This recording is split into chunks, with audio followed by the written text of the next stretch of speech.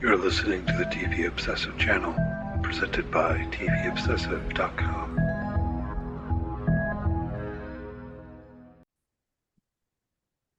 Hello, welcome back to the TV Obsessive Podcast, episode 51. My name is Ryan Kirksey.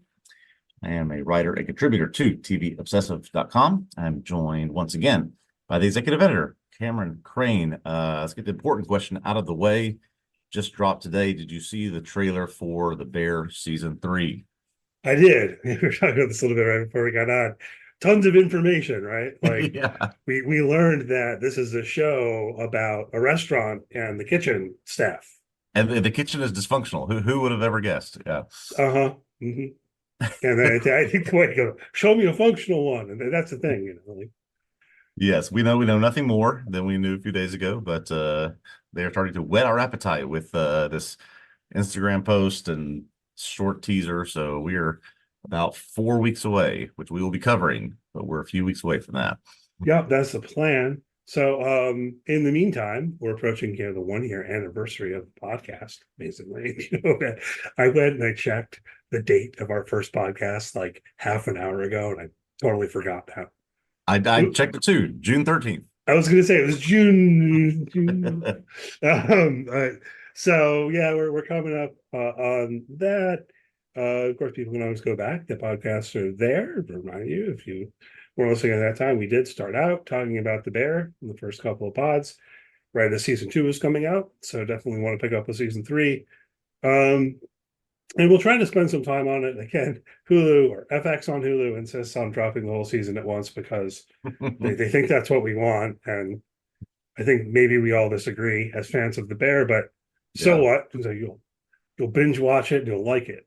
I will say I've paid attention to these conversations for as often as you and I have had it. Just sort of who else is having this conversation. I have never heard another person say this is a good idea to do it this way. Now, again, we don't have the FX numbers, but I've never heard another person say this is the way I wanted it. Yeah, I mean, yeah, I don't think I have either. You know, I follow a lot of people on social media and stuff like that talking about TV, and it seems like most people say, please release this week to week. Pick it all one. So anyway, we will definitely be talking about that for at least, the week when it comes out, probably more than that, and we'll see exactly. Anyway, in the meantime, as we approach the 1-year anniversary of the pod, we start talking about what our favorite episodes of TV have been in this past year. So we're going to do favorite episode, and then we're going to do favorite show, right? So we're doing my selection for favorite episode today, and it was less than a year ago by the current date on the calendar. It's May 24th. Just squeaked into the dedeadline. Yeah, this episode aired on like May 27th. And this is the series finale of Barry. Yes. Which did indeed air the Sunday night before Memorial Day. Which I was kind of funny in a better way. Anyway, so our plan today, we're going to talk about that in the latter part of the pod versus per usual, dig in a bit on what's been going on in the news this week, what we've been watching, and so on and so forth. So May 24th, 2024. What caught your eye this week, Ryan? Yeah, let me start with something you brought to my attention. This is a show I have not watched, but I was very intrigued by this news that there is apparently a Dexter prequel coming, I guess, starring Christian Slater, Patrick Gibson, Molly Brown. I have not. I think this is one of those things where I heard so much hand-wringing about the original finale, so I said, oh, well, I'm just not even going to give it a shot. And so I've never seen any of it, but then some people enjoyed the reboot that came, and now there's a prequel coming. Yeah, see, here's the thing about Dexter, and I think we've hit on this before because it was in my memory. I felt like I already knew Ryan has not seen Dexter, right? Yeah. So I know we talked about it before. I think we talked about Half Showtime. I was like, we're going to make more Dexter, and I said, like, how? Well, of course, how? Of course, it's going to be a prequel show. It has to be a prequel show. No spoilers, but come on. Here's the thing about Dexter. I would still say that going back to the original show, it's quite good. Yeah. Through at least the first, I think it's 4 seasons. I think season 4 is the one with John Lithgow. And then I kept watching and I still thought this is pretty good, and going into further seasons, some of them are, I don't know what it almost like, I guess I was to say, it gets like almost cheesier or something. It strains plausibility a little bit. It gets a little whatever along those lines, but I still, found it entertaining enough. And Yeah. then in the last season, I'll even say this, Ryan, I think it's season 8 of the original series. I was watching, it was like, well, it's kind of interesting what they're doing. And then like the latter half of season 8, it was just like, woof, just totally like, I mean, it's still one of the most enjoyable things that I've ever Yeah. read was the AV Club review of the series finale of the original Dexter. And I can't remember off the top of my head who wrote it. I guess I wasn't planning on mentioning this, so I should have looked it up. But they give grades on AV Club, and they gave it an F. And like it was just the most cathartic uh negative review I've ever read, I mean, Yeah. including lines like, and at that point you thought there's no possible way that Dexter could get worse. Challenge accepted. So anyhow, I think that finale is absolutely terrible. I don't know if there are people who defend it. There probably are. I think it's Um, widely accepted. Dexter, Game of Thrones, How I Met Your Mother are kind of the pantheon of started out amazing and then just crash landed at the end. yeah, and then some people throw Lost in there, and both of us will disagree. Yeah, no, That was a little like, I'll fight you. that's wrong. You're incorrect about that one. Anyway, we're going on a tangent, but I mean, the thing is, then I guess it was a couple of years ago when they decided to do the reboot or like sequel series. It might be a better way to call it. And I couldn't bring myself to watch it, Yeah, and that was an interesting conversation because while everyone I was talking to was agreed about what I just said about the original Dexter, then there were disagreements about like, are you willing to forgive it? Do you feel like there's any chance that it could be redeemed by this, reboot, revival, sequel series or whatever? I was just kind of felt squarely in the no camp. yeah, I don't know. I did. Andrew Davis wrote on it for the site, and I did read his recaps as I edited them. So it's like I know what happens. And as I read through, I thought, this doesn't sound bad. This doesn't sound, this maybe is pretty good. And Andrew enjoyed it, and I did finally, maybe a year later, turn it on to try to watch it, and I just still couldn't. yeah, So maybe at that point, though, maybe it's because I know it's going to happen. So yeah, I don't know. Anyhow, I know how what is it, Dexter New Blood, I think it's called. I know how that ends, so of course they're getting more. It has to be a prequel series. Not terribly excited, but part of why I put this on here too is seeing who they cast in it. Now I'm kind of intrigued. yeah. Now, don't get me wrong, for fans of Dexter, part of me with the prequel series, part of me seriously, legitimately wishes that they had just stuck with Michael C. Hall Yeah. and what they did in the original series, Ryan, which you haven't seen it. They had a couple of flashbacks to when Dexter was younger, and they just like made Michael C. Hall look younger, and it didn't work at all. Okay. You can probably look this up online. Like it didn't work at all. It was just like Michael C. Hall with a mop top haircut. And it was just like he still looked like he was in his Yeah. 30s or whatever. So I kind of wish that they would do that. But Patrick Gibson, who they've cast to play the young Dexter, I am a fan of. I don't know if Yeah. you're familiar with his work at all. For me, it's primarily from the OA. Oh, that's right. I did forget he was in OA. I've seen him just in bits and pieces of things, but I have not seen the OA. But I just sort of poking around, this has gotten, I think, widely praised that he's going to be this young version of the Michael C. Hall character lead on Dexter, and then a couple of strong supporting characters as well. Yeah, Christian Slater, big fan of Christian Slater. Yeah. Christian Slater is cast to play Harry, Dexter's father. But in the original series is like his conscience or whatever. But I mean, I guess it's a prequel, so he's actually going to be alive. I can't. The most recent thing that comes to mind for me with Christian Slater is Mr. Robot, but he must have done something in the past couple of years. Yeah, I think he's been in a few things, but I thought he was quite good on Mr. Robot, and other series that got a lot of acclaim. So yeah, he sort of has made a TV renaissance, and has done quite well doing that. Yeah, I'm a big fan of Mr. Robot. Wrote on the last season for the site, and then Christian Slater was doing that. Molly Brown, I'm not as familiar with. I know she's been in some things. I looked it up, and I haven't seen those things.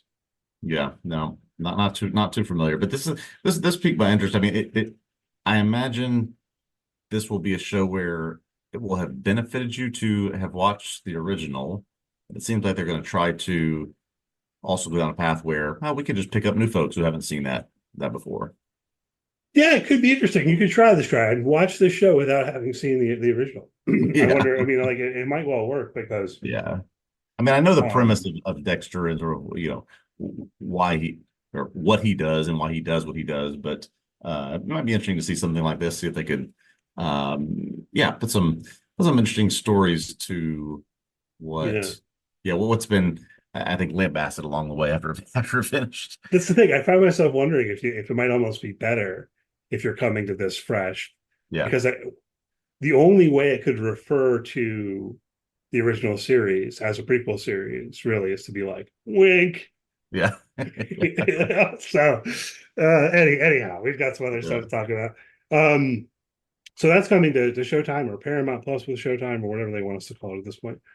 But apparently Showtime passed on picking up a sequel to Nurse Jackie, but this is in the works and apparently going to come to Amazon Prime with Edie Falco attached. Did you ever watch Nurse Jackie? I didn't ever see Nurse Jackie. I did find this story quite interesting. That I guess it's been some time since both the showrunner and Edie Falco have wanted to do something like this. Both sort of got the ending that they wanted the original show, but they've been trying to, I guess, pitch this around different places. If I remember correctly, Nurse Jackie, it's not necessarily a comedy, it's not necessarily a drama, but it had a big audience back when it aired, if I remember correctly. Yeah, I mean, I think it did. I never watched it regularly. This is one, and I had to look up. Wait, when was that show on? A little bit, because a decade ago. Because it's one of those things when. But so my explicit memory is that it was one of those shows that I saw sometimes because my girlfriend at the time was watching it. Right, okay. And we lived together and so on. And I was thinking, like, wait a minute, we broke up in 2010.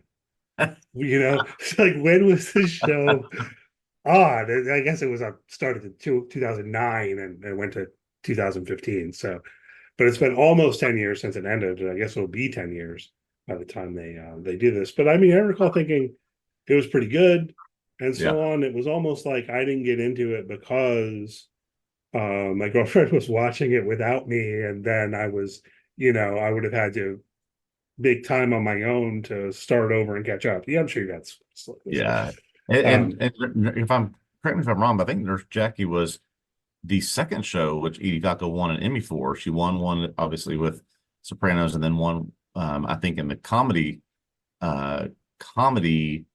section for the Emmy. So she's got, I mean, no matter what you think of the show, this was apparently a very good performance by her, which they've been trying to revisit now and bring back for some time.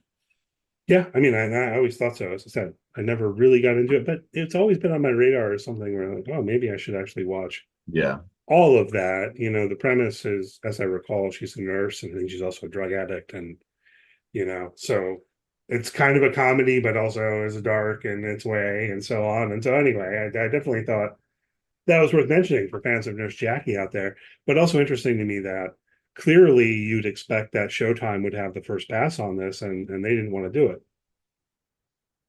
Apparently, and why? What would cause them to pass on something that was an Emmy winner so popular back then? No idea. That's always an interesting contrast, because on the one hand, they're like, more Dexter. They're like, Nurse Jackie.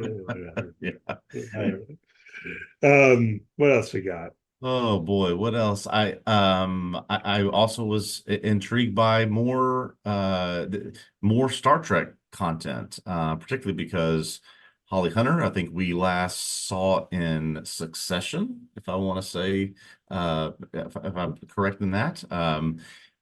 She's going to star in a new, this is Paramount again, right? They've got all this, Yeah, all we're this hitting it. IP for Star Trek, and they're just pumping stuff out. I mean, limited series, regular series, animated shows.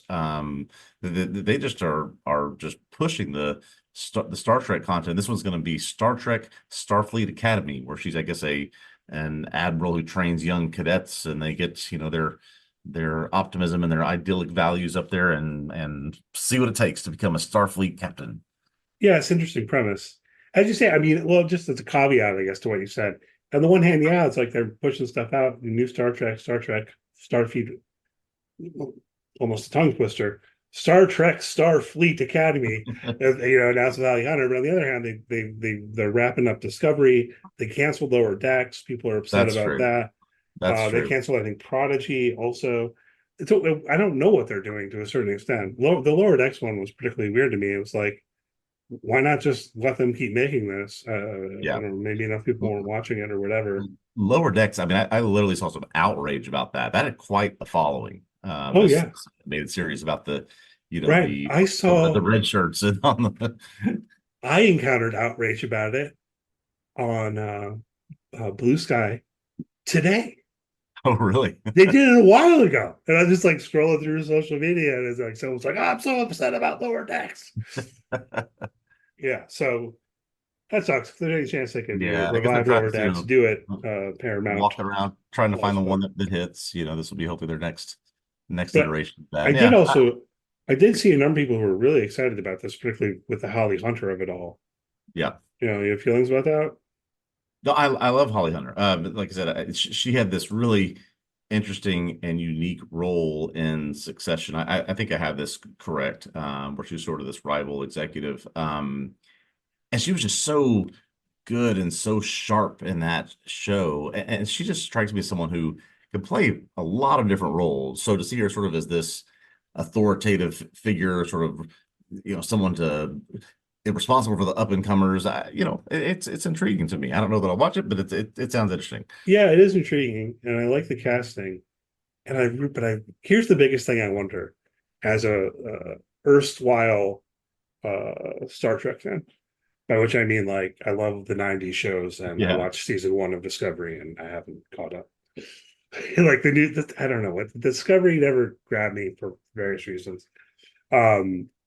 But there's a long tradition in Star Trek of the people in positions of authority at Starfleet being like the most bad guys. Yeah, you know what right. I mean? Which I always thought was kind of interesting. Like you're counting these aliens and things like that. You have a plot line where it's like some muckety muck from Starfleet's like, we're going to disassemble Data because it's just a thing. That's right.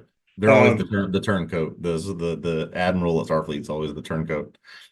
Yeah, in some way. So I wonder if they're going to play with that, like, or is it going to be straightforwardly like, hey, Starfleet's good, and then where's the tension of the show come from? So it'll be interesting to see what they do with it for sure.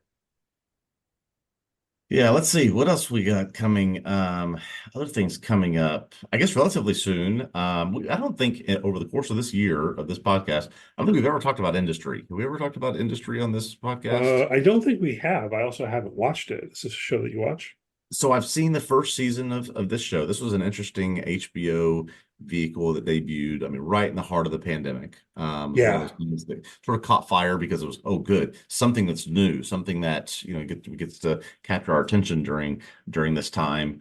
It's set in London about a group of young, at least the first season, a group of young graduates of that work at this elite financial institution trying to earn full-time jobs. They're now entering season 3, and I think the big news about season 3 is that they're going to be introducing this character, this green energy tech executive, who'll be played by Kit Harington.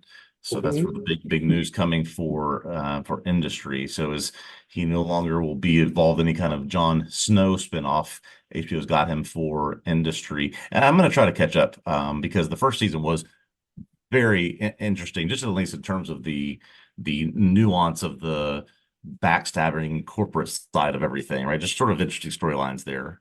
So good show. It was a very HBO show. Yeah.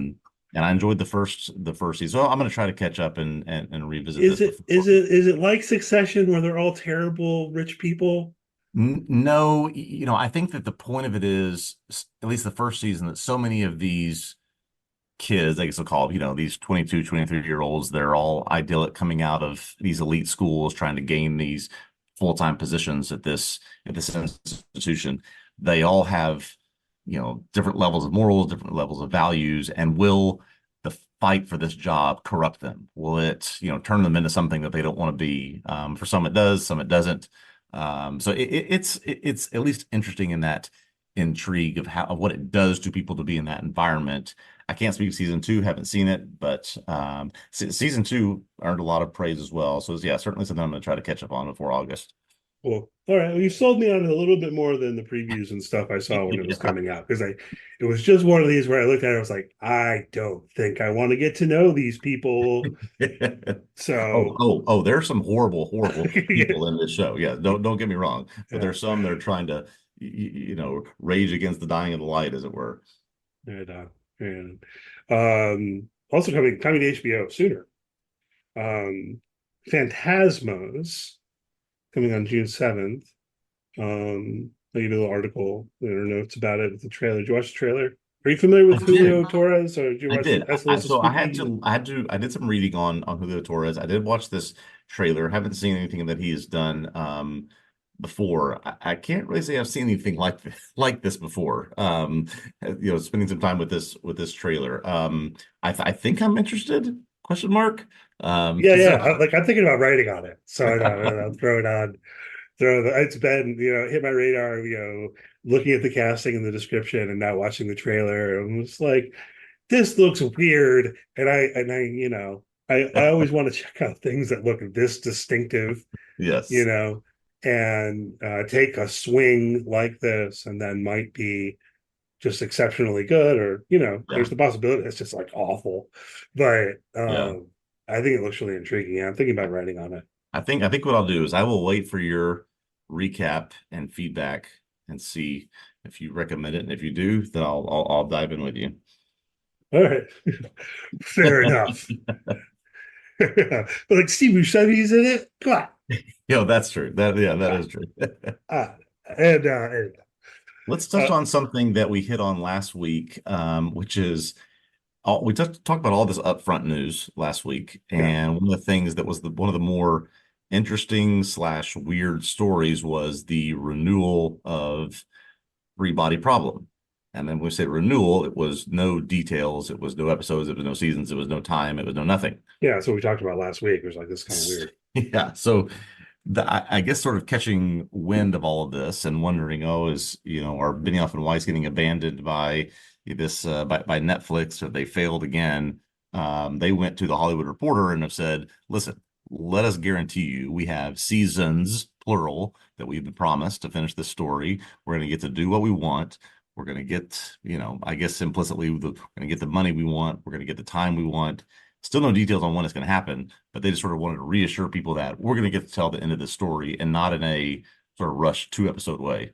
Yeah, which is good to hear, right? So they listened to our podcast last week, and then they said, "Hey, guys, we got to like calm down. It's not going to be like the end of Game of Thrones. We're gonna be able to do it right. Just settle down." Yeah, no, this is good. As someone who spent time in these books and watched this show and really enjoyed it, I'm glad they'll give them runway to do it. Now they still have to land the plane, but at least they're going to have enough space and time, it sounds like, to get it done. Yeah, and they give a further clue in there too. They said something like, by the time we're done, we'll have spent 7 years on this. Well, apparently it's been reported that they spent 4 years on season 1, and so I don't know. Speculate. Yeah. I'm guessing that they will get a season per book, and this can, I think, realistically wrap up after 3 seasons of 8 to 10 episodes. Probably.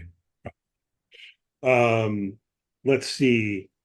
Vision is returning to the MCU for an MCU show. Does it not have a name? So I just Vision, have to the series.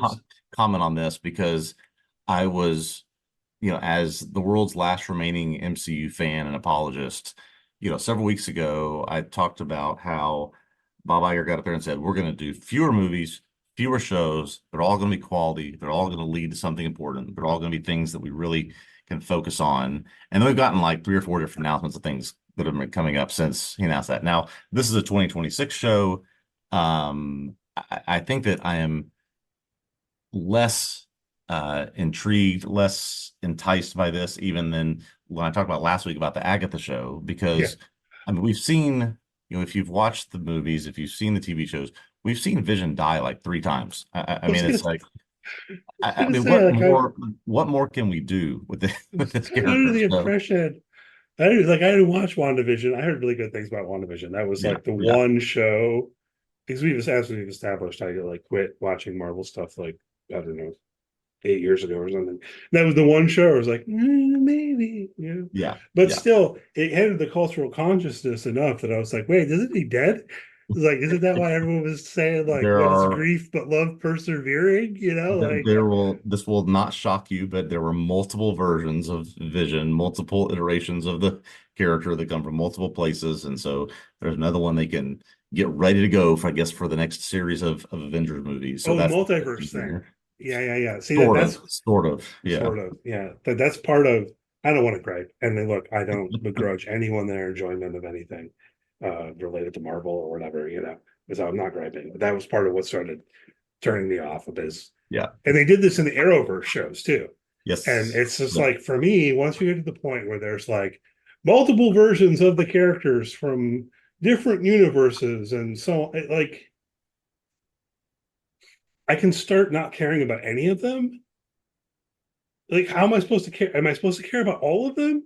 Exactly. Or am I supposed to care about our version that we started with only? And isn't that like kind of tribalism or something? And then like, I don't know, I just get like muddied, and the fact that it's like, it opens the door so easily when you make that kind of move. It opens the door so easily to say like, oh well, they died, but then here's a new version of the character who didn't die on Earth 54 or whatever.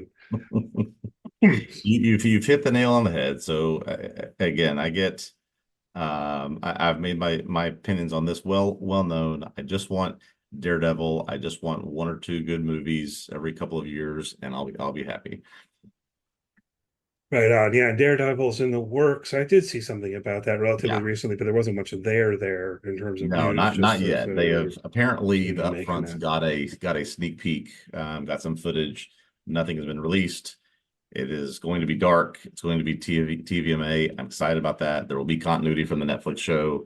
That's about all we know at this point. Vincent D'Onofrio is out there on social media saying how awesome it is. So take that how you will. I'll take it. I don't know if I'm going to watch it, but I did watch the original Daredevil. That was when I was still watching these things too. Anyhow, let's talk about basketball a little bit. We got a couple of things here.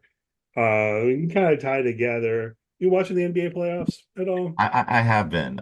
This is sort of my nightly. Everything's done. I sort of take a 2-hour basketball break before I get to writing or doing some things that we got to do for this. So yeah, I've been actually keeping up quite well with the playoffs this year. Well, yeah, I mean, I just kind of started getting into it last week. The NBA playoffs are so long. I know. I've been like this forever, where for a long time my habit was I'd start paying attention to basketball with March Madness, and then I'd watch the NBA playoffs. Yep. And I started later this year. I don't know. I just wasn't grabbing my attention sufficiently, or like I didn't want to somehow trick myself into thinking the Cavs had a chance. So I just, just kept ignoring it. But then what was it last weekend? There were 2 Game 7s on the same day. Yes. I was like, all right, start watching basketball. Let's go. So yeah. I watched both those Game 7s, and then I've watched some in the coming weeks. And so I'm all excited about the Minnesota Timberwolves. Yeah, I absolutely want them to win. That's a great team. They've got some interesting personalities. There is a sort of showdown looming. Everyone thinks the Celtics are going to make the finals. That's the odds-on betting favorite of what's going to happen. So It's been good. It's been good drama, good series, good, games that have there've been some real I think duds in there, but so far we have seen, particularly in the Western Conference and in the Knicks two series, just phenomenal games. Yeah, there's been some good stuff.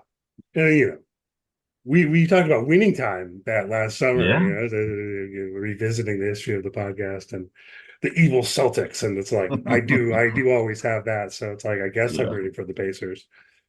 Anyway, let's talk about the TNT deal, right? Because Yeah, there is some basketball TV news along with this. the TNT's deal to carry the NBA is in jeopardy. Does it say? I would Nothing's say been it's decided quite. absolutely is in jeopardy right now. Yeah. Yeah. Nothing's been decided definitively as of yet, but the rumors are they're going to lose it. Yes. And there So are right rumors right that now, NBA is not assigned. Do they have contracts with ESPN, ABC, Warner Brothers, which covers TNT? And I think that's about it right now. And so those rights are up at the end of next season. So they've been shopping their services, and the prevailing thought is that ESPN, ABC, and NBC is going to get back on. You remember old NBA on NBC with Marv Albert and Matt Gukas and Bill Walton, all those was guys, John right? Tesh involved somehow. Well, yeah, he wrote the theme. Yes. Yeah, okay. Yes, the basketball rock. Yeah. Yeah, So NBC is going to get back in the mix, and then Amazon might as well. But NBA has not shown very much interest in Warner Brothers being part of that package, maybe because of some things that David Zaslav has said in the past. But they're going to lose a real significant piece of something that draws fans into the NBA if this Charles Barkley Inside the NBA show is on. And that's kind of the real story here, I Yeah. mean, in terms of where you turn the game on, it's kind of whatever, If it goes to Amazon Prime, then that will be that kind of deal where people will be upset because it's on the streaming service. But the Inside the NBA show, if people listening aren't aware of this, has won Emmys. In fact, I feel like it wins the Emmy in its category every year. It just won this week. Yeah. I mean, it's a sports Emmy, and so on. Because you've got just this panel of analysts, I guess you'd say, commentators, whatever, and the chemistry between Chuck and Ernie and what's the other guy's name? Shaq is on there, and Shaq's on there. Yeah. And so, I mean, like, this is the thing. I've seen various things of people worried about. Rich Eisen has done segments on his show where the group are talking about this more than one. And, is there any possibility that they could take the Inside the NBA crew somewhere else and so on? And Rich Eisen keeps saying he doesn't think so because that's not how things work. People want to bring in their own places, and you kind of know. But Charles Barkley apparently wants to say, hey, no, I'll do it. Right. Yeah. Like, my production company will bring everyone on board to keep this going. I don't know if there's any chance that's going to happen. But as you already noted, this would be after next season. Yeah, after next season. Now, obviously, the tie into this is Warner Brothers TNT has the rights to the game, so their show analysis just flows through the game. Charles Barkley's production company is not going to have rights to NBA games, so how they would be able to make that work other than just like an online show, I'm not sure what they would be able to do there. Yeah, I mean, it could be like an online show, but I doubt that's what he has in mind. Yeah, it's more that, like, if he could get the crew over right to Inside the NBA and keep that crew intact, then his production company, the next move would be to try to license Inside the NBA to one of the places where basketball has gone. Yes. I think that would be the structure of it, which, if it were Amazon, that might have a chance of working. Absolutely. If it's NBC, I don't think so. Yeah. I mean, ESPN sort of got their incumbent studio hosts and analysts and things that they use. I don't know that a network, pure network like NBC, is going to be able to do what TNT did with these guys. So yeah, it'd have to be one of those streamers to do it a game a week or something like that. I don't know who owns the rights to Inside the NBA, sort of that trademark. Oh, I'm sure that's TNT, but I mean, like maybe there's some way you can make it work. But if it's going to NBC is going to say, we've got sports people, we've got NBC Sports. We're going to have our own sports people doing the stuff around the basketball game. That's part of what we want. So I don't think that would happen. But with Amazon Prime, if it happened to go to Prime Video, that they are already facing that kind of void, or they'd be looking for people. They've already done things like with NFL football. They just brought Al Michaels over, Yeah. So I could maybe see it there. Odds are, like, if I were placing a bet, parlay bet, the TNT is going to lose basketball, and instead the NBA is going to be over. That seems like the likelihood. Yeah, I think that's right. It'll be a shame. Is a bummer. It's just such a fantastic show and original, funny, can't find it anywhere else content. But I think that your prediction is probably right. It is, again, apologies to anyone listening who doesn't care about basketball, but also just to put the proper weight on this. We were talking about watching the NBA playoffs. The Eastern Conference Finals are on ESPN, right? The Western Conference Finals are on TNT. Mm-hmm. When it's a night for the Western Conference game, I'll turn on TNT like an hour before the game and watch Inside the NBA. When it's the Eastern Conference game, I'll turn it on for tip-off. Exactly. I don't watch any of the pregame stuff. There's that much of a difference in quality. You're 100% right. 100% right. Yeah. But anyway, so we might have one more year. We'll see what happens in the coming months. Yeah. Also on the basketball front, so it's 3 weeks in a row now. I've watched the secret base videos. Man, there's a deep rewind on the Cleveland Cavaliers, like the history of the Cleveland Cavaliers leading up to their championship in 2016. So they're digging into that. Well, hopefully there's a lot of Craig Elo in that. That's all I care about. Oh, there's a decent amount of Craig Elo. This one's shorter, right? So I started talking about the Minnesota Viking one. The Minnesota Vikings one is 7 episodes, and they're each 90 minutes long. Yeah. This Cavs one, I think, is 3 episodes, and they're 50 minutes long. And I've watched 2 of the 3 so far. And okay. But it's interesting because they go all the way back and they go through everything in that era of the Cavs being just utterly terrible, and the reasons why, and the background, and mismanaged, and all of that, and then of course, the shot. Yeah, the shot. Yep. Lots of suffering. The only new thing I started this week, only a few episodes in, is on the recommendation of my wife, finally starting Mindhunter with Jonathan Groff. And I only put this on here really to just say how much more of a fan of Jonathan Groff I've become watching a few episodes of this show. And it's like the same guy who played Kristoff in Frozen and King George in Hamilton is this, brainiac FBI behavior analyst who starts a program to help identify serial killers. It's just, this guy's fantastic, and everything he does, but especially this show. I'm hooked after 3 or 4 episodes. Yeah, Mindhunter's good, man. They're not going to make any more, but it's really good. But they're not going to make any. I don't remember when the second season was. Must have been 2019 or something at this point. And this has been one where they've waffled a whole lot. And they're like, well, David Fincher's busy doing other things, and maybe we'll do it later. And I feel like I've read the headline that Mindhunter's been canceled 3 times. And I guess I believe it now, unfortunately, because it would have been nice to see them. So just 2 short seasons. So I'll plow through those in the coming weeks. But just my first time to dive in, and just found it very good so far. The thing that really sucks is they kind of see the storyline in the background that's just never going to come to fruition. But other than that, it's not. Yeah, I don't.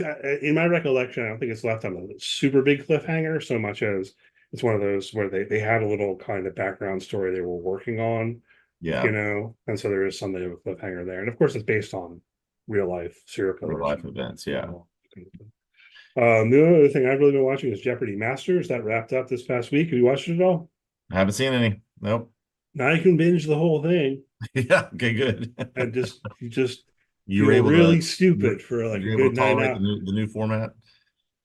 These questions are so hard. They're so hard because this is like the whole idea of the tournament is these are the best of the best of the best of the best. Right. Round robin them up against each other and all of that. So I'm sitting here watching. It's like, man, I don't know anything. Great. I was proud of myself.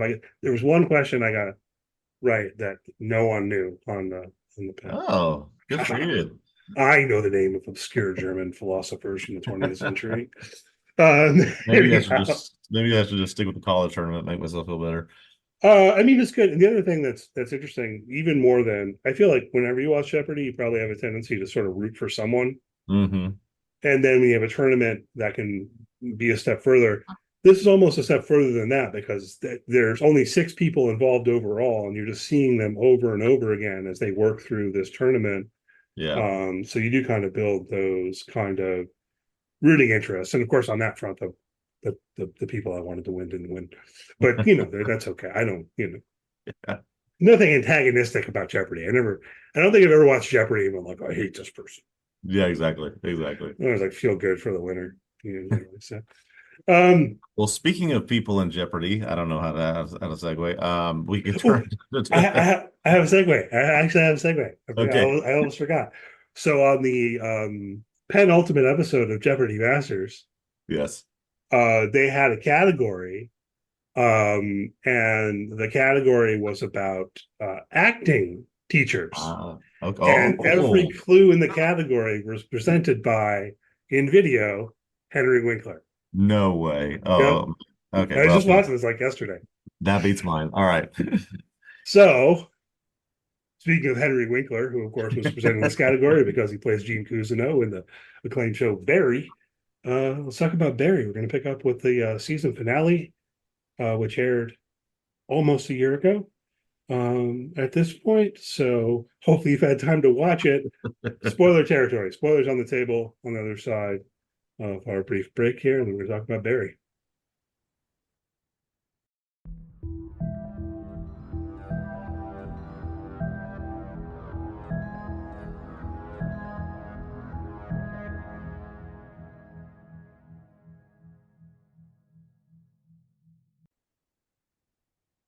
Okay, we are back to talk about Barry Season 4, Episode 8, titled Wow, the series finale, which aired May 28th, 2023, written and directed by Bill Hader. In this series finale, Hank calls Fuchs to tell him that he has captured Sally and John, holding them hostage. It prompts Fuchs and his men to come visit Hank and his men. The two sides prepare for some kind of showdown. Fuchs tells Hank he will leave forever if Hank admits to killing Cristobal. Hank refuses, and a shootout takes place, killing everyone in the room except for Fuchs, Sally, and John. Barry, after making a quick stop at Walmart to buy an arsenal of guns, shows up after this shootout is over, and Fuchs gives him his family back, then disappears to parts unknown. Detectives Moss and Buckner announce that Gene Cousineau is the primary suspect in the reopened Janice Moss murder investigation. Seeing this, Sally tries to convince Barry to turn himself in, but Barry refuses, saying that he's been redeemed because all 3 of them, him, Sally, and John, are alive. Sally and John sneak out and leave the next morning without telling Barry, which causes Barry to go on the hunt for them. He searches for them at Gene's house, and while doing so, Gene shoots and kills Barry. Several years later, Sally is a high school theater teacher. John seems to be a normal, well-adjusted teen. And the episode ends with John going over to a friend's house, being shown a biopic called The Mask Collector that's about his dad and Gene Cousineau, where Gene is portrayed as the villain and Barry, the hero, with a tragic story. This was your choice as your favorite episode of the past 12 months. What makes that so?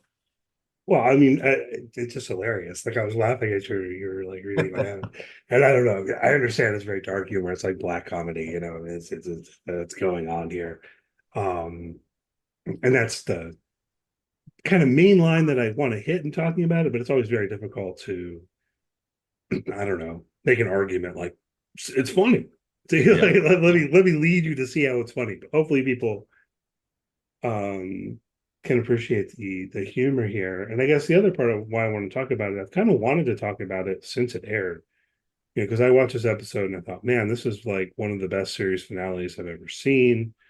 I am by the end of this final season of Barry asking myself, is Barry one of the best TV shows ever? And this was happening in the shadows of Succession.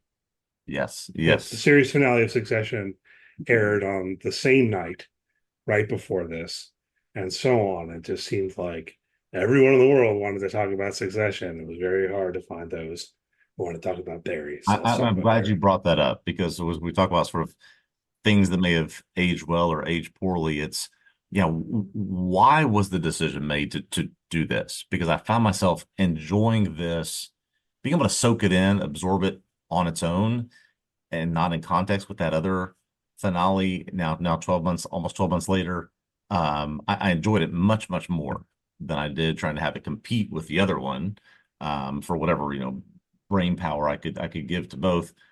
This sort of, I feel like 12 months later deserved more time to breathe on its own than being on that same night. Why they made the decision, I don't know, but I wish now that they'd done it differently. I do wonder if Bill Hader wanted it to air the night before Memorial Day. Yeah.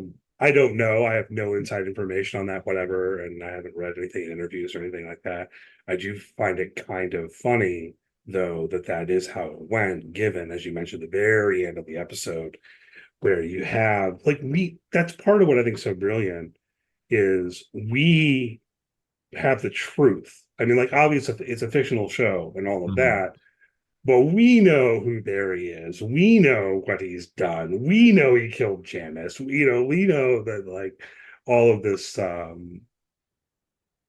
And then to end on this inversion of that through the film, which is preposterous, but like you could also see them making that film based on the information that they have. So I don't know. I really did think it was kind of a brilliant move to end it that way.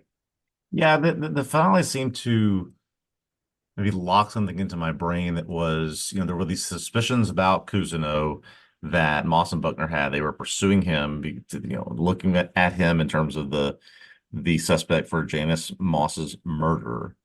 And because of this, and because of, I guess, what Barry did to turn his life upside down, he kills Barry. So then it's sort of I don't know, it's sort of a confirmation bias. Oh, clearly Gene must have been responsible for all this because he definitively, unequivocally killed Barry. So that sort of told the story by that action.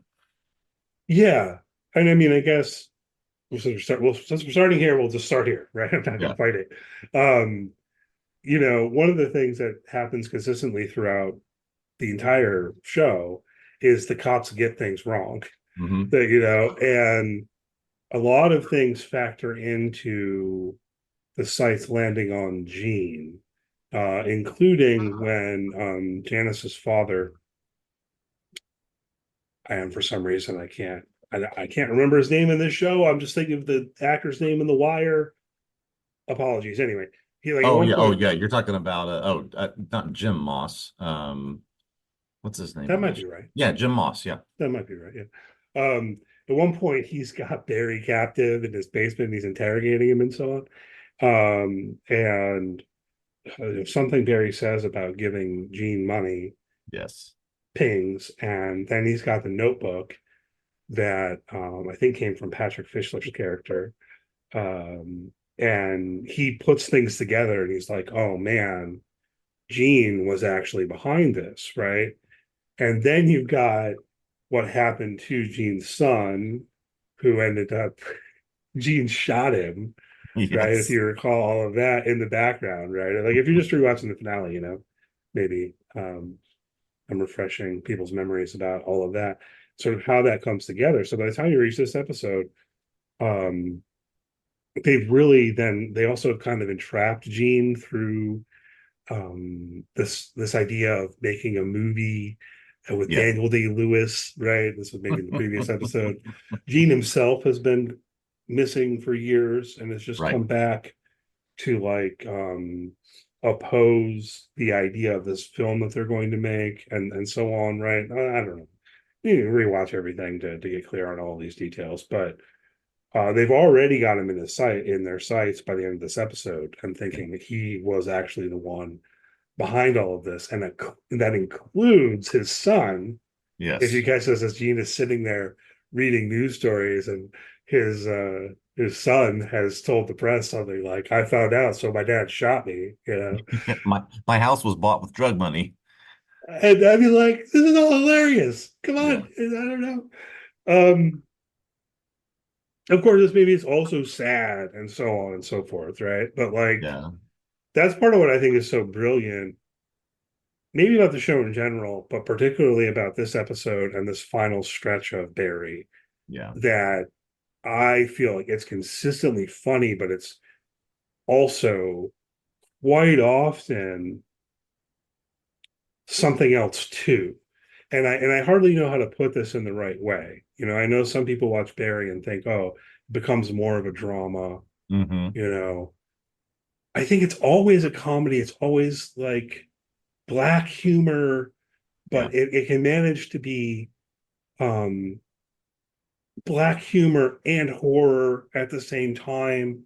Or in some of the scenes in this episode, yeah, I mean, I guess I don't have a better word than drama. But like Yeah. you think about that standoff between Fuchs and Hank, and it's just like emotionally poignant and kind of like Hmm. tearing my guts out, and like, man, Hank and Cristobal and so on, like I'm practically crying. And at the same time, Fuchs says like, "It always is." It's like, that's hilarious. And to have this scene we're talking about, so many people, so emotional, so just to use your word, so poignant and sort of invested in sort of what those two main characters are feeling, and then a shootout starts and it's over literally in 4 seconds, right? It's just so just ends. It's just done. Also funny, Yeah, I think, right? Like, and then that's good. I'm glad you said that, because it's another thing I want to talk about is how that scene plays out. It's like hyper violent, yeah, and I think funny and fast, you know. And so, without getting too into the weeds of like theory and philosophy and stuff, you know, I think that I do think about surrealism, and in particular, there's this bit in Andre Breton's Manifesto of Surrealism where he rejects realism, but at the same time he's claiming surrealism is realer. It's closer to mhm, life. It's truer to life, right? That realism in its framing precisely cuts out the absurd, the dreamlike, the kind of weird, the synchronicities and things that actually characterize our life experience yeah, itself, right? And so in that way, I mean, if you think about that hyper violent scene, if you think about how that would really go, you almost never see this in a TV show or film, but it's probably what Barry presents is probably way closer to how it would go than what you do yeah. generally see. You would generally see everybody gets to go hide behind something. There's a 10-minute shootout. You're Slow motion, exactly, you know. exactly. Yeah, yeah. No, I think you're right. I think it's a sort of also a commentary on what you're saying on, this is hyper absurdity, hyper violence, sort of hyper emotional response. It's just a reflection on what I think our talking about realism, our real lives are like, that there are these absurd moments that don't just, you can't understand them, can't explain them, can't define them. And he just sort of put those all in steroids and showed like what from the perspective of these different characters, what that might be like. Yeah, and then it dwells with it. The camera does, right? The aftermath. Hmm. You said in your summary that everyone dies, which I guess is probably true, but certainly not immediately, Yeah. because you end up seeing like the guy with half his leg blown off and he's Yeah. lamenting, and people start tending to one another. And Fuchs is like very slowly the shepherd John out of the room with his hands over his eyes. And you Yeah. hear Sally in the background going, "John." Yeah, and then it's slow, right? It's like the violence is fast and then it's slow, which I also think is probably sort of true to life. But it creates all these moments where what you're seeing is really, really dark, Hmm. like this guy talking about why can't I feel my leg or whatever, but at the same time manages to hit the humor, at least for me. Yeah, yeah. No, I think that he always, whether it was before the shootout, whether it was the reactions after, whether it was the scene of Barry going preparing to be a part of that shootout, there's always something where he's going to insert that and try to make you understand that again, I like the word absurdity, that all of this stuff, no matter how dramatic and emotional and violent it might be, is all just a level of absurd, and absurd is funny. Well, but then also not necessarily implausible, right? So like the scene where he goes into Walmart because of the counter goes, guns. Yeah, lots of guns.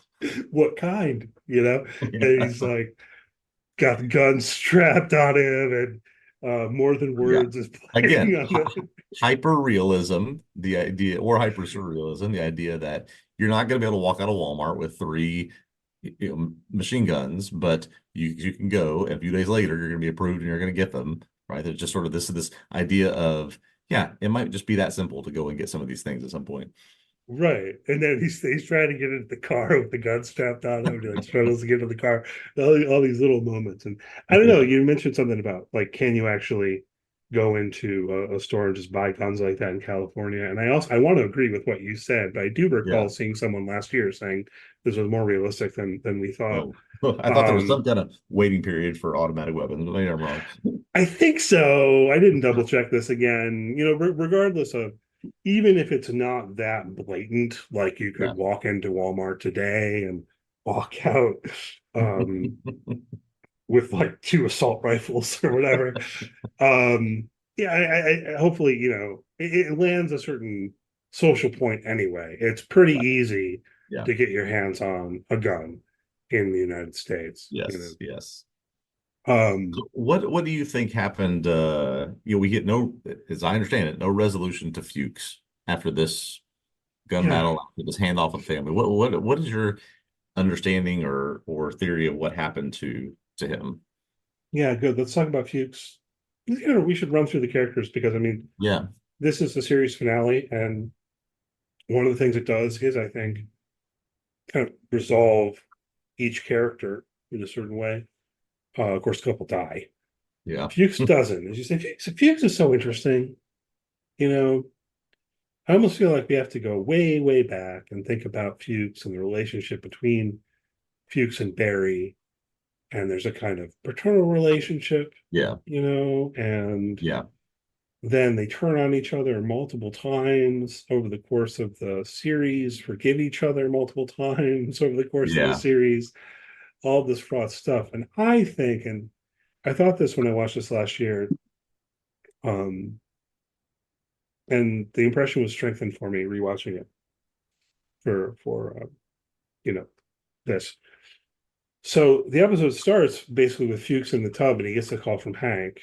Yeah. And at first he's like, "No, I'm not coming to your office." But you just like, because Yeah. they've been, I think the last we saw the mag was like trying to like blow up Fuchs with missiles or whatever. Um, but then Hank mentions that he's got Sally, and then pans or on a video chat, and Fuchs sees John, who I believe prior to this moment he did not know existed,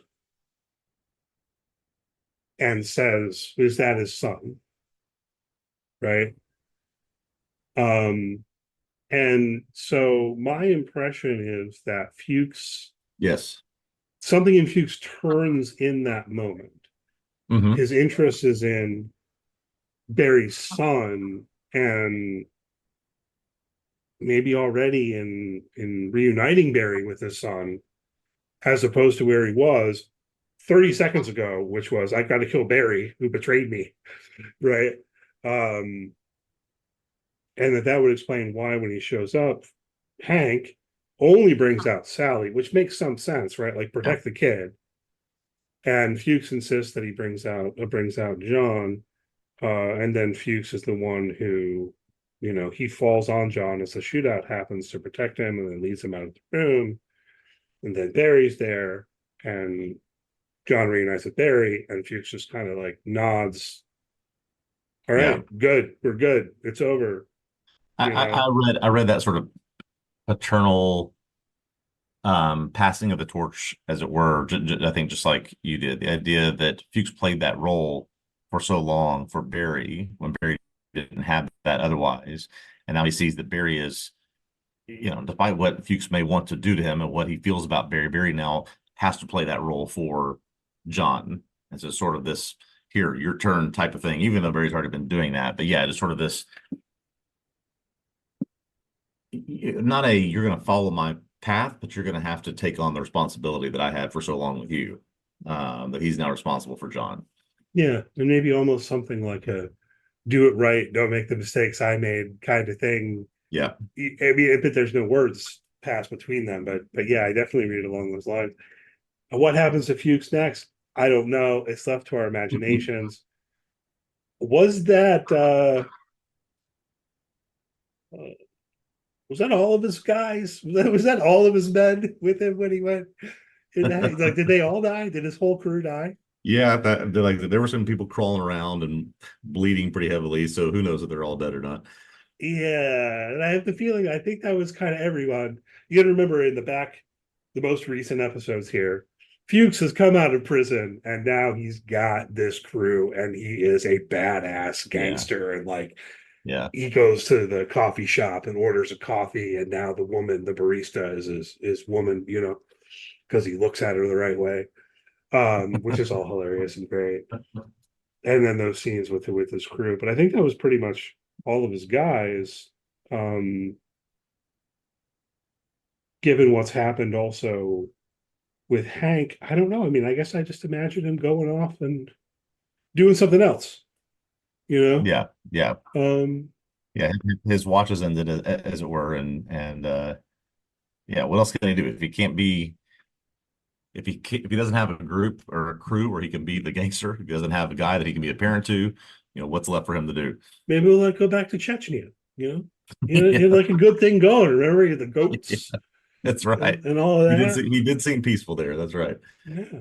So maybe we'll do something like that. I don't know. I guess it's been, though, actually thinking about the narrative timeline of the show, it's been like a good 8 years or more. Yeah.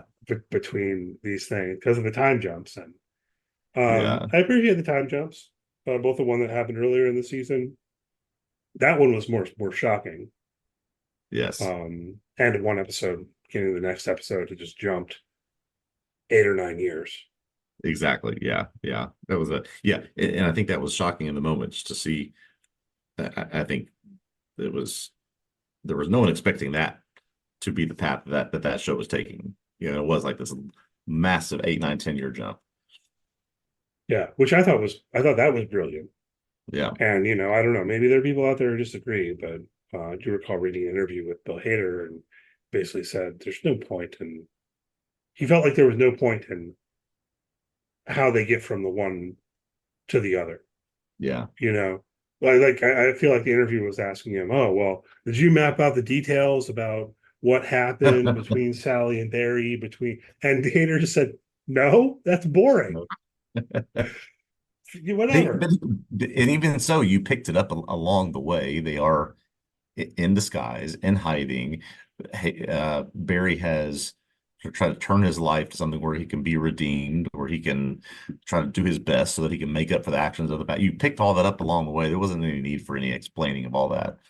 Yeah, I mean, well, Barry had just escaped from prison and so on. So I mean, I think there were some people who were like, "How'd they get out? How they made the cops?" It's just like, Hader himself was like, "Yeah, doesn't matter." Yeah. What did you think about how Hank's story ended? This was, I was thinking about this as it happened, that he sort of has this breakdown, this breakdown emotionally while Fuchs is talking to him, and then it's all of a sudden it's a 180. It's a no. I know what I did wrong. I know that I'm responsible. I know that I'm the one that killed him. Wait, you're a liar. You're putting this into my head. Guys, shoot him, whatever. I think that Hank's character, I don't know. I can't say that I love the way that it just ended for him like that. I wish there had been some sort of, not saying I wanted him to be able to get revenge, for him to be able to get sort of retribution, but he just almost got, I mean, he got nothing, I guess. He got Fuchs talking down on him and then getting shot. I mean, it was just, I don't know, kind of an unceremonious ending for what I thought was a pretty good character for 4 seasons. Yeah, I mean, I do think it's kind of tragic. I mean, you need the backstory of what happened, where he and Cristobal were. It's like they were going to be kind criminals, you know. You Yeah. get the gangs together, everyone take care, everyone. We can all be friends. We were uniting rival factions at the Dave and the Busters.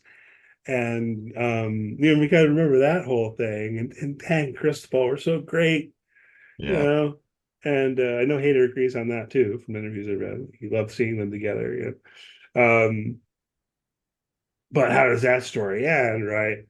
The Chechians come back in and well, you have to uh, be with us. They kill these other guys that they've been friendly with and so on. And Cristobal refuses to go along, so then they kill Cristobal. Yeah. Yeah. Remember all of that. So Hank has sold out Cristobal, but also didn't have a lot of a choice, right? I mean, I Yeah. think that's part of what we have to remember, is that at least this is what Hank has been telling himself, is that he had no choice. There was nothing else he could have done. Yeah. And unfortunately, Cristobal refused to make the decision that would have saved his life, which would have been to go along. Yeah. That's right. That's right. I'm remembering all of that now. Yeah. Right. So, I do think that Hank feels guilt about that, and he should. And Fuchs isn't quite wrong. And now he's sort of set things up. He's got a statue of Cristobal there. And there's a level of that which is just kind of dissembling or Yeah. delusional, and Fuchs is pushing on that, right? So I think the emotional response from Hank is quite real. And then at the turn also, though, it's that he's not going to let Fuchs win or something. I don't know. Yeah. It Yeah. makes sense to me in a way that I find hard to articulate fully, I guess, but I thought it worked. Yeah, I like the idea of him not wanting Fuchs to win, even if winning means emotionally or mentally or anything like that. He's not going to let Fuchs have that satisfaction, knowing what's probably coming now that these two rival gangs are against each other. No matter what's about to happen, he's not going to let Fuchs sort of have that over him as things come to an end. Yeah, and maybe what? Maybe there's also there's a weird parallel or resonance, working through those details. I was just reminding us of, what did he do when the Chechians showed back up? Is he did make the move of what was going to allow him to survive, even though it meant giving up on what he and Cristobal had been working for together, really. Yeah. So maybe he felt some parallel between that and then what Fuchs is pushing him to, to maybe almost feeling it like him being pushed to betray himself so that they can leave peacefully and everything will be okay. And then also, what's the last thing Hank says? He says something like, "You're a liar." So Yeah. also moves to like, I don't actually believe that. You're not going to like hold up your end of the bargain here. So I don't know. I mean, I definitely thought it worked. Definitely sad to see NoHo Hank gunned down. It was sad to see Cristobal gunned down. They managed to do it in a way that still gets humor out of it, I think, Yeah. with the statue and then reaching up and holding that hand of a well-written statue. And that was, I think, in the grand scheme, one of the brilliant things about this series is no matter where it went, especially towards the last 2 seasons, Hader was always able to infuse that humor, even with a little bit of the absurd or dark humor. He was always able to keep that in there in some of the darkest, more emotional stories that you can find. Yeah, and I tell you what, part of this is I have so much respect and admiration for Bill Hader as a director Yeah. coming out of this final season. He directed the entire season, he directed this episode. I can't wait to see what he does next, whatever it is, and, make a film or whatever. Yeah. Just some of the directorial decisions. Thing too, like, so if we talk about Sally, so they get out of this. This is also quite funny, right? So Sally's insisting that Barry turns himself in. They're lying in bed. He goes, "Yeah, I don't think that's what God has in mind for them. You're tired. I'm tired." Yeah. We've been through a lot. So that's all hilarious. But then what I was about to reference is when he wakes up and they're gone, the way that scene is filmed, the way that it sticks with the shot of the bed. Yeah. As Barry gets up and he's calling for Sally and John, and you kind of like see him enter the frame in the background and things like that. Oh, this was brilliant because like that shot communicates with that. We know that they're not there. Right. So there's no need to follow Barry as he finds out and confirms that they're not there. We already know that, and we know that immediately, I think, and then sticking with that shot just continues to confirm it and gives, such an interesting perspective on Barry's experience that maybe you can relate to in some way of them being gone. But I think that also is what makes that scene funny. If you filmed it in a different way, like on most shows, you'd see like Barry wakes up, he looks around, looks over, there's no one in the bed, the camera has followed his vision, as it were. He gets up, the camera follows him as he walks around, and you don't get any of that. And that infuses some humor because, as I said, I think we know immediately that they're gone, but he doesn't. And so that opens a space for us to kind of laugh at how he doesn't know the truth that we already know, or something like that. Yeah. And I took that scene as we're sort of grounded in that one position of the bed. Sally and John, who he needs as part of his life to ground him, are now missing from that. So he's now exploring that space, trying to find them. Whereas we can remain sort of focused on this one thing, but he's looks in the scene and is now literally lost without them. Right. He just can't, he can't manage to find his way without him. Whereas we can sort of stay stable on that one scene. He's just going everywhere trying to look for him. I thought it was a good decision there. Yeah, that was great. So then he goes to Jean's.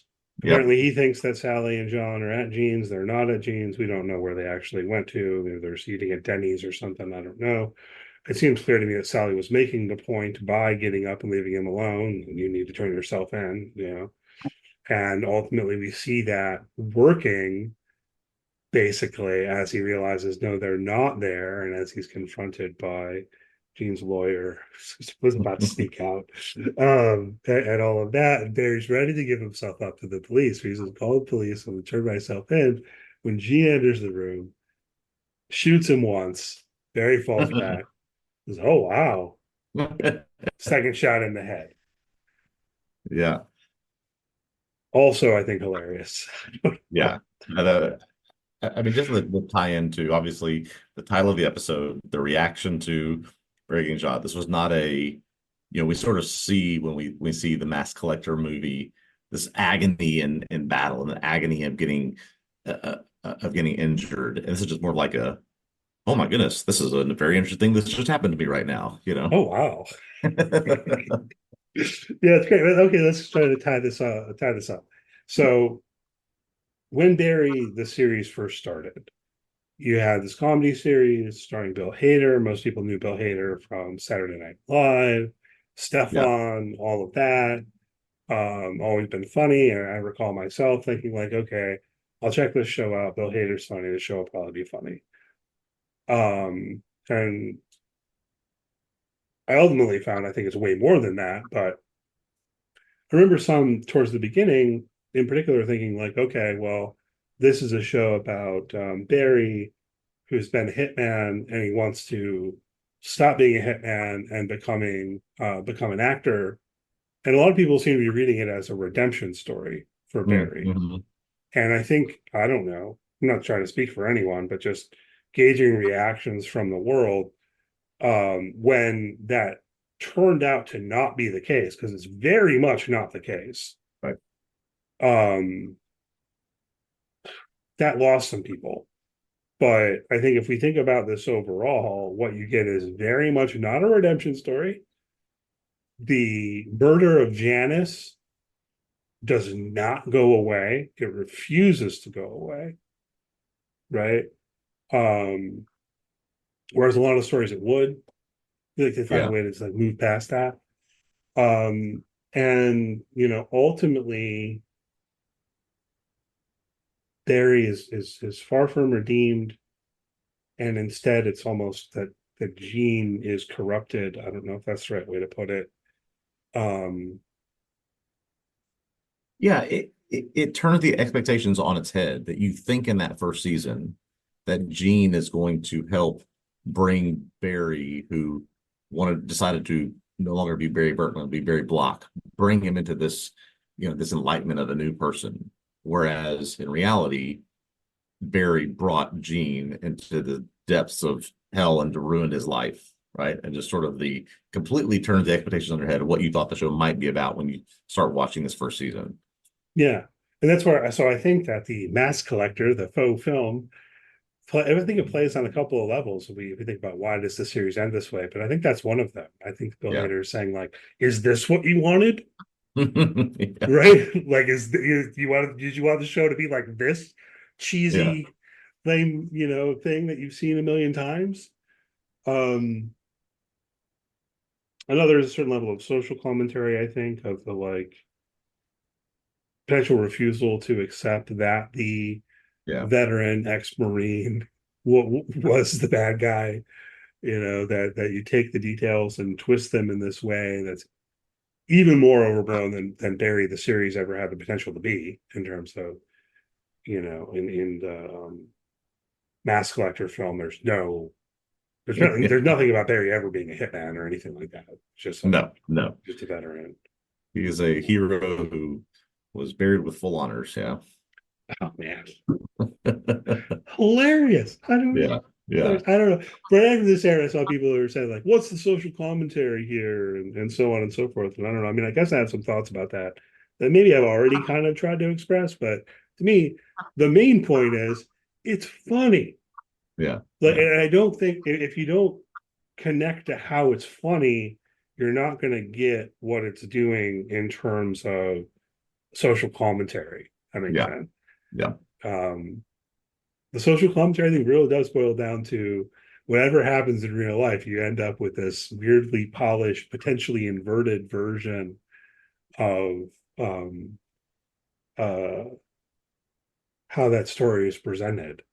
Like I think about, and I don't want to cast any aspersions or whatever here, but remember Pat Tillman, NFL player who died in Afghanistan? I think it was in Afghanistan.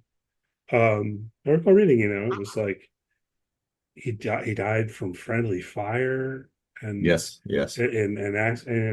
all of that gets covered over. I think whenever he's mentioned, all those details get covered over, and just celebrate the veteran. The NFL will do this sometimes, like celebrate the veteran. I don't know. Maybe I don't know. Maybe I can't quite land that, but I'm trying to get at something about how there's a expected way for this kind of story to go and be portrayed, and what you get in this ridiculous Mask Collector biopic is closer to that. Than within the story of Barry itself.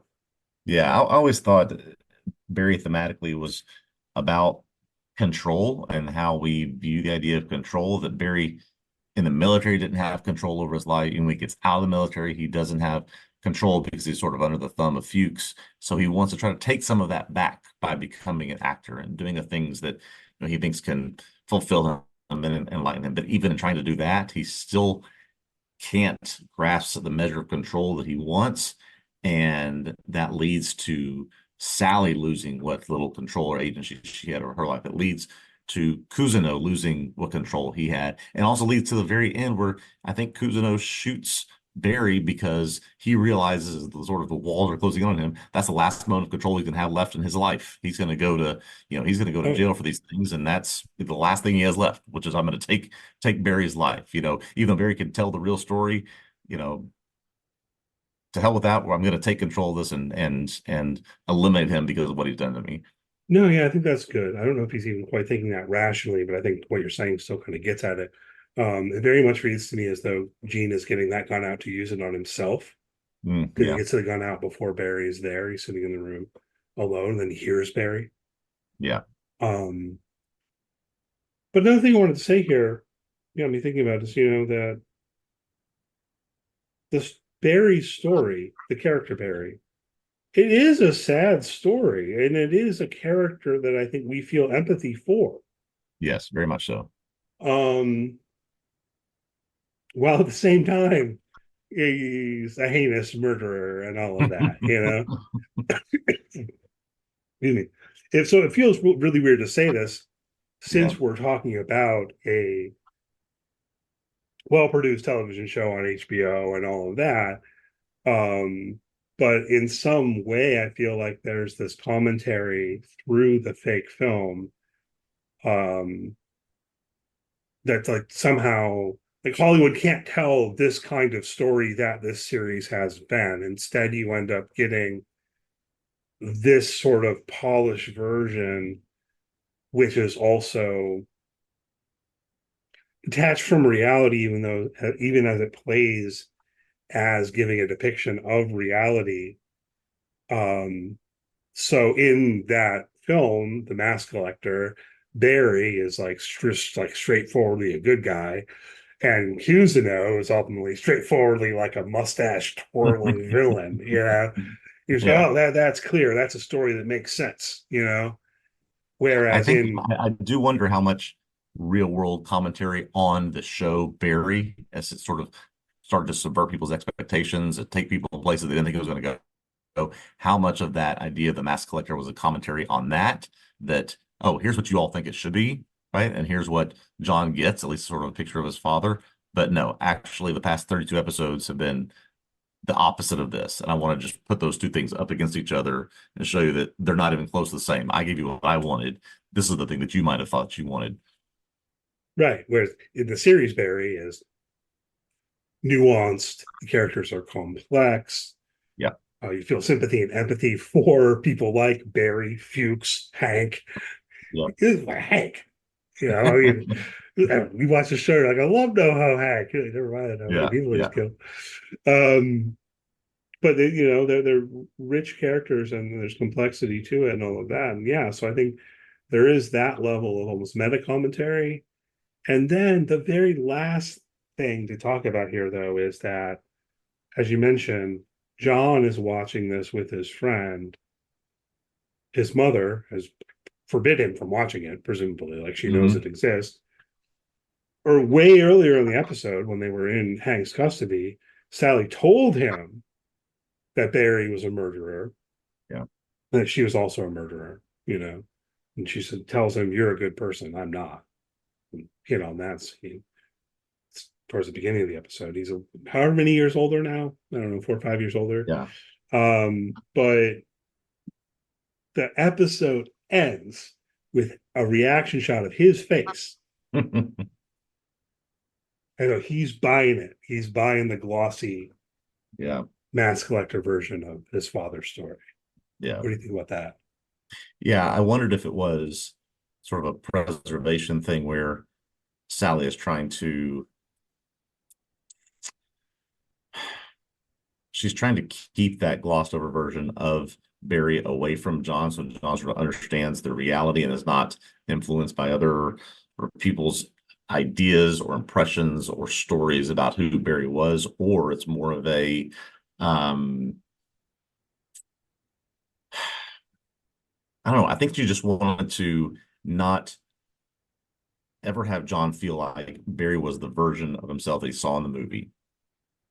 Right. The Barry who's your dad is complex, was a bad guy. Are they telling stories of each other to each other about what Barry used to do? I don't know. I don't And know. I mean, wanting to I would. protect John from the rest. I just it's hard to say. I think she's just not wanting John to see his father in that way. I agree with that completely, and that lands for me. I think that's definitely the case, and I would imagine that it's not something they talk about a lot. I don't imagine that Sally's Yeah. talking about Barry a lot at home with John or whatever. But she knows the movie exists. She has a feeling for how it's going to portray things. Maybe watch a trailer or something like that. Maybe sufficiently clear. Doesn't want John to watch it. No, what's more interesting to me, or it's a little bit harder for me to like spit out an interpretation, is that it does seem like John is taken in by it. And I guess on one level that makes sense. You want to buy into the fantasy version of the father, your father, right? Mm-hmm. You don't want to believe your father was a murderous hitman, which Sally at least Yeah. told him, long ago. This also kind of lines up with the official version of events, apparently.